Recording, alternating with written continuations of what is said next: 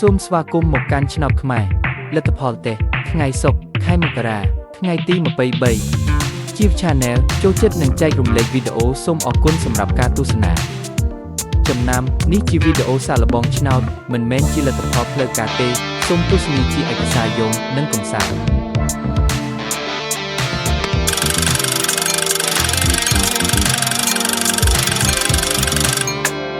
រង្វាន់ទី1 3 0 7 5 4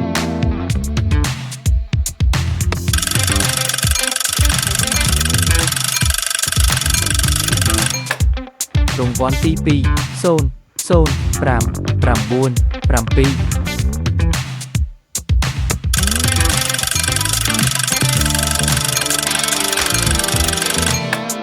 រង្វាន់ទី3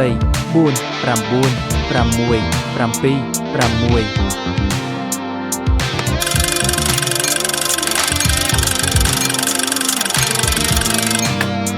រង្វាន់ទី4 5 9 1 4